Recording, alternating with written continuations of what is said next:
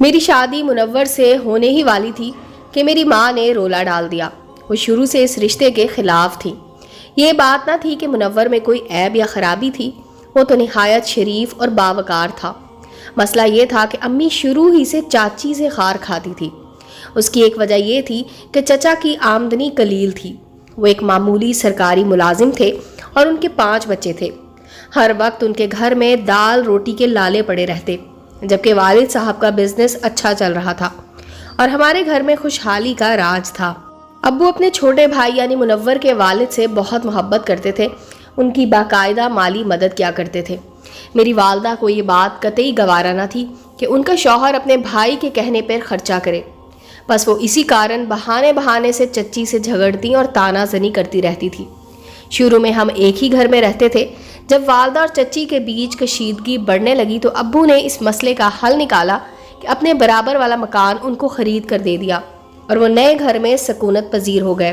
مردوں کے دل اور طرح کے ہوتے ہیں اور عورتیں کسی اور نہج پر سوچتی ہیں، خاص طور پر جب معاملہ جٹھانی اور دیورانی کا ہو۔ امی کو یہ قلق بھی تھا کہ کیوں ان کے شوہر نے بھائی کو مکان خرید کر دیا ہے، حالانکہ دونوں بھائیوں نے معاملات افہام و تفہیم سے حل کیے تھے۔ دادا مرحوم کے گھر میں دونوں بھائیوں کا حصہ برابر کا تھا۔ چچا نے اپنا حصہ ابو کو دے دیا، جس کے عوض میرے باپ نے ان کو برابر والا مکان خرید کر دیا تاکہ دونوں کنبے سکون کے ساتھ علیحدہ رہیں اور عورتوں کی روزمرہ کی چخ ختم ہو جائے۔ جو مکان چچا کو لے کر دیا تھا اس کی قیمت کچھ زیادہ تھی، لہٰذا والد صاحب نے اپنے پلے سے رقم ڈال دی کہ بھائی جب تمہارے پاس سہولت ہو یہ رقم واپس لوٹا دینا، ورنہ کوئی بات نہیں، ہم آپس میں بھائی بھائی ہیں۔ بڑے بھائی کی حیثیت سے میرا یہ فرض بنتا ہے کہ تمہاری مدد کروں۔ میرا اور منور کا رشتہ بچپن سے طے تھا۔ منور ایک لائق لڑکا تھا، اسے پڑھنے کا شوق تھا اور وہ ان دنوں اپنی تعلیم کے آخری سال میں تھا۔ جب ہماری شادی کی تاریخ مقرر ہوئی، اس بندھن میں ہماری پسند کا بھی دخل تھا اور ہم دونوں اپنی شادی کی شبھ گھڑی آنے پر خوش تھے، مگر میری ماں گھلتی جاتی تھی، نہیں چاہتی تھی کسی طور میری منور سے شادی ہو۔ کہتی تھی فخر بھائی ہیں تو کیا ہوا، میں تو صدا کی مفلس، ایک عمر گزاری ان کے دن نہیں بدلے، اب کیا پھریں گے، میں ہرگز بیٹی کا بیاہ ان بھوکوں ننگوں میں نہ ہونے دوں گی۔ ان کے یہاں پیٹ بھر کھانے کو نہیں، میری بیٹی کو کیا کھلائیں گے۔ ابا سمجھاتے تھے کہ فخر کے ماشاءاللہ 4 بیٹے ہیں، جب یہ کمانے لگیں گے میرے بھائی کے گھر بھی دولت آ جائے گی اور ان کے دکھ درد دور ہو جائیں گے۔ حالات ہمیشہ ایک جیسے نہیں رہتے۔ منور کی تعلیم مکمل ہونے کو تھی، اس کے بعد وہ کمانے کے لائق تھا، اس سے اچھا لڑکا ہماری لڑکی کو نہ ملے گا۔ یہ بات کئی بار میرے ابا نے امی کو سمجھائی، مگر میری والدہ کا یہی جواب تھا کہ کمانے لگا تو پہلے کنبے کا برسوں بوجھ اٹھائے گا، اپنے ماں باپ بہن بھائیوں کو پالے گا، میری لڑکی کے لیے اس کے پلے کیا بچے گا۔ غرض وہ اسی طرح کی باتیں کرتی اور اسی غم میں گھلتی رہتی تھی۔ ابا ان کی ایسی باتوں کو خاطر میں نہ لاتے تھے۔ امی کو معلوم تھا کہ یہ اپنی سی کر گزریں گے، لہٰذا انہوں نے ایک روز سوچی سمجھی اسکیم کے تحت چچی پر چوری کا الزام لگا دیا۔ میرے لیے جو زیور بنوائے تھے چچی ہمارے گھر آئیں تو ان کو دکھائے، اور جب وہ چلی گئی شام کو والد سے کہا میں نے زیور طاہرہ کو دکھائے تھے، اور جب اس کے لیے چائے لینے گئی تو اس نے زیوروں میں سے 2 انگوٹھیاں اور 2 چوڑیاں نکال لی ہیں۔ والد خاموش ہو گئے، ماں واویلا کرنے لگی۔ وہ بولے 15 روز بعد درخشا کی شادی طے ہو چکی ہے، زیور اگر انہوں نے لیے بھی ہیں تو انہی کے گھر جانے تھے، میں تم کو اور بنوا دیتا ہوں، اس بات کو اپنے اور میرے درمیان ہی ختم کر دو۔ لیکن میری ماں نے تو رنگ میں بھنگ کی ٹھان لی تھی، ایسا رولا ڈالا کہ چچی اپنے کانوں کو ہاتھ لگانے لگی۔ والدہ نے جا کر دیورانی پر چڑھائی کر دی کہ تم نے 15 دن کا بھی انتظار نہ کیا اور میری بیٹی کے زیور میرے ہی گھر سے لے اڑی۔ چچی ہکا بکا ہو گئیں، شوہر کے سامنے روئیں اور بولی کہ ابھی سے یہ حال ہے، بڑی بھابھی نے مجھ کو چور بنا دیا ہے تو آگے میرے ساتھ کیا کریں گی، میں ہرگز ان کی بیٹی کو بہو نہ بناؤں گی، آپ یہ رشتہ ختم کر دیں۔ یہ بیوی رو رو کر اس قدر نڈھال ہوئی کہ چچا اور ابو کو رشتہ ختم کرنا پڑا۔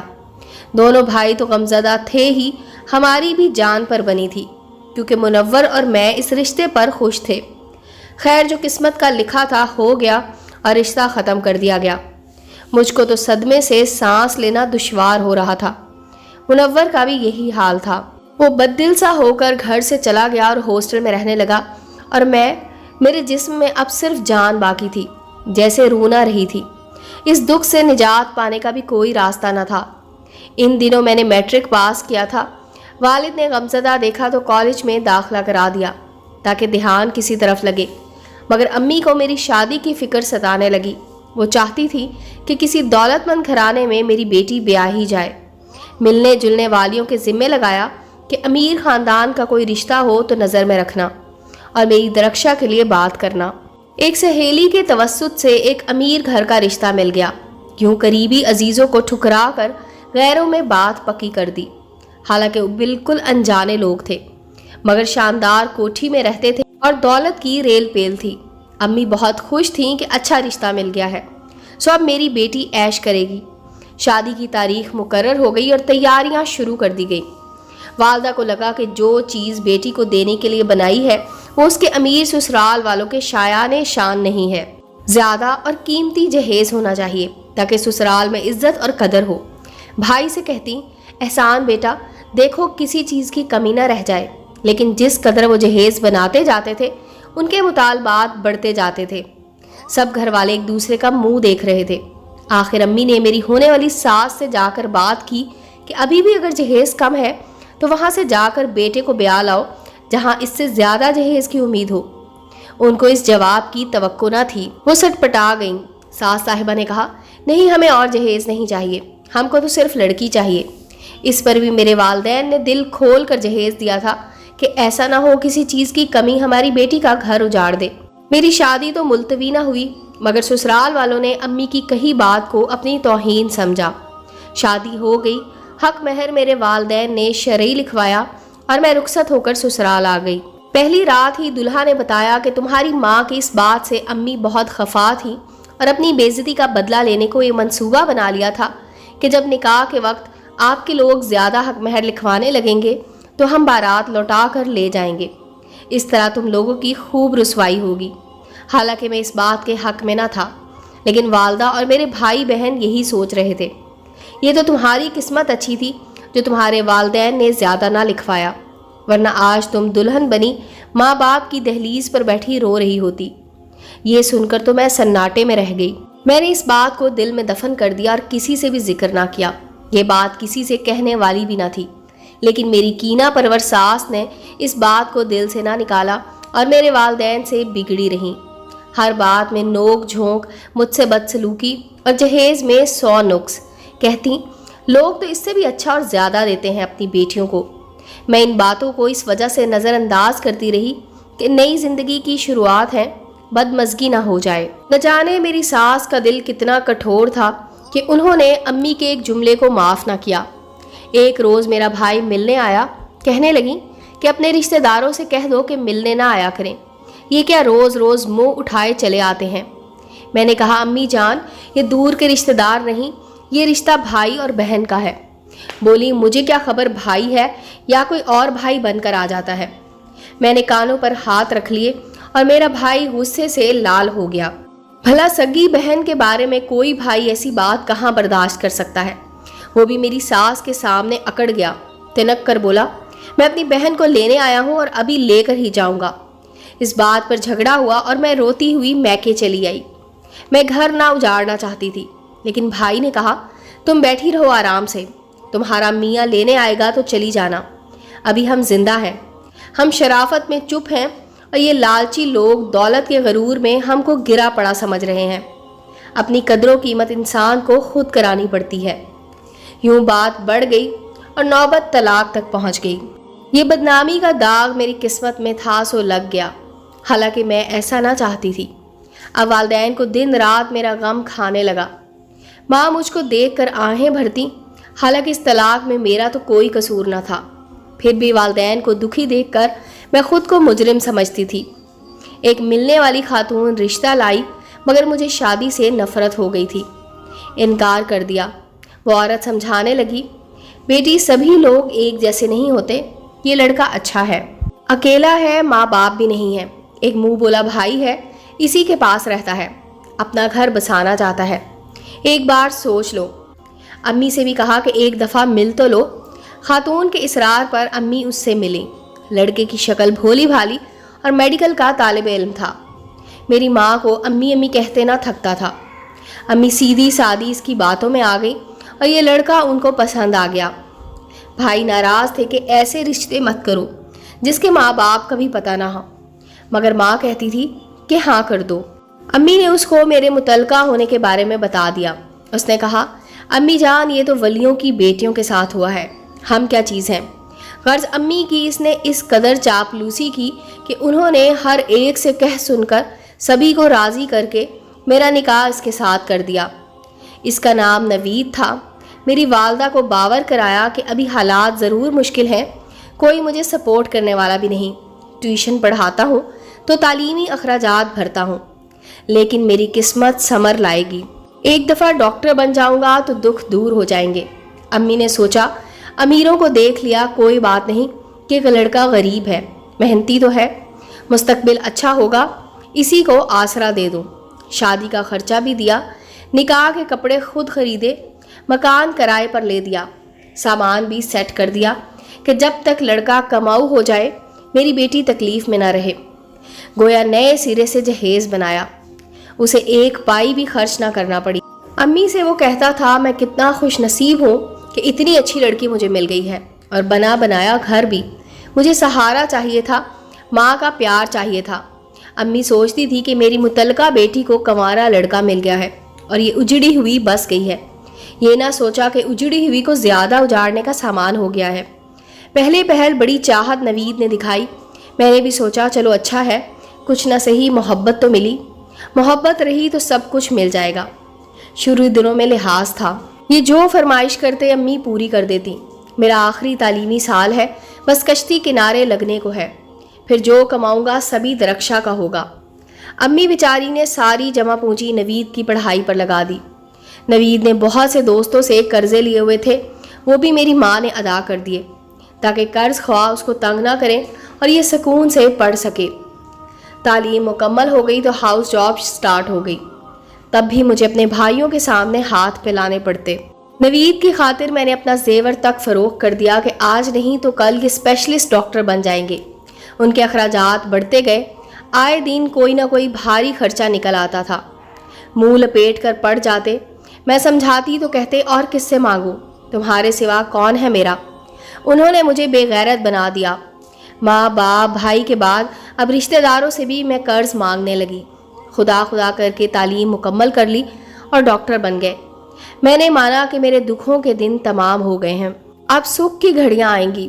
کیا جانتی تھی کہ انہوں نے مجھے تو کامیابی کا زینہ جان کر بیاہ کیا تھا۔ ڈاکٹر بنتے ہی پہلے دل اور پھر چہرہ بدل لیا۔ اب تو بات بھی اچھے سے نہ کرتے، کبھی متعلقہ ہونے کے تانے اور کبھی یہ کہ مجھ سے شادی کرنے کی تمہاری مرضی نہ تھی۔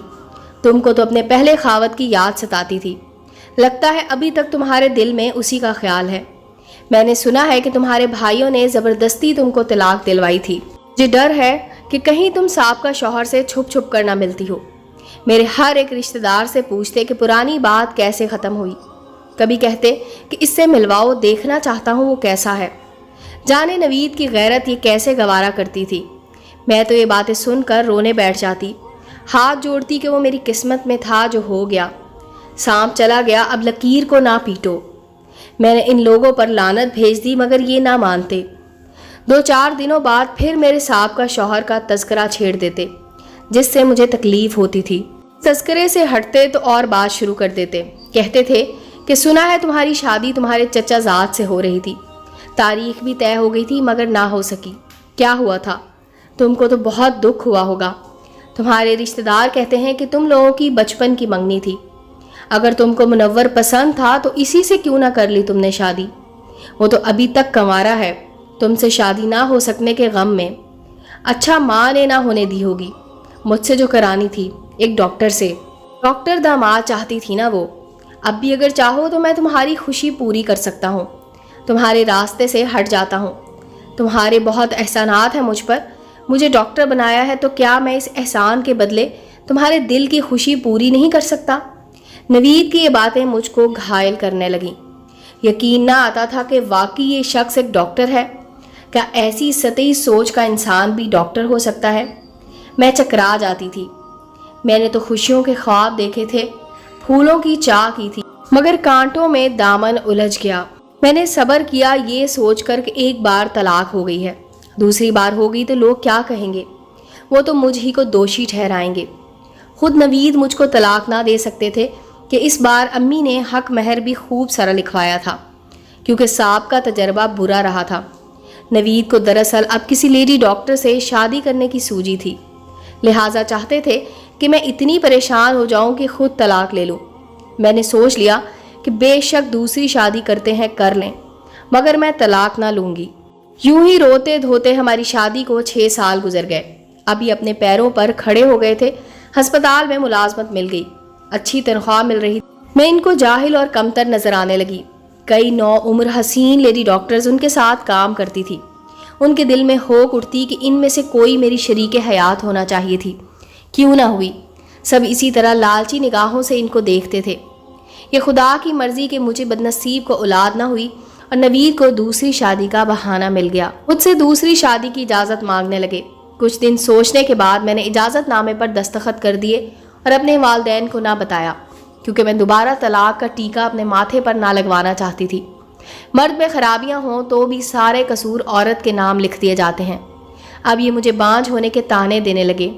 خدا کی کرنی اولاد ان کو دوسری بیوی سے بھی نہ ہوئی۔ وہ تو خود ڈاکٹر تھی، اس نے اولاد کے لیے اپنے ٹیسٹ وغیرہ کرائے جو صحیح تھے، لیکن نوید کے ٹیسٹ صحیح نہ آئے۔ گویا اولاد نہ ہونے کا سبب خود ان میں کمی کے باعث تھا۔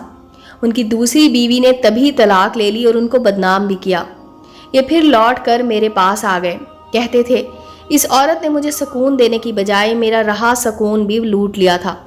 تم ہی میری اصل شریک حیات ہو، میری بیوی ہو۔ تم نے صبر کیا تو دیکھو میں پھر سے تمہارے پاس لوٹ آیا ہوں۔ اور میں سوچتی ہوں کہ صبر تو عورت ہی کو کرنا پڑتا ہے، کیونکہ اولاد نہ ہو اور وہ قصوروار نہ ہو تو صبر کر لیتی ہے، شوہر نہیں بدلتی، مگر مرد کی شاید یہ فطرت ہے کہ وہ بیوی بدلنے میں دیر نہیں کرتا۔ امید ہے دوستو سٹوری اچھی لگی ہوگی۔ چینل کو لائک اور سبسکرائب کریں اور بیل آئیکن کا بٹن دبانا مت بھولیں تاکہ ہر نئے آنے والی سٹوری کا نوٹیفیکیشن آپ کو مل سکے۔ ملتے ہیں اگلی سٹوری کے ساتھ۔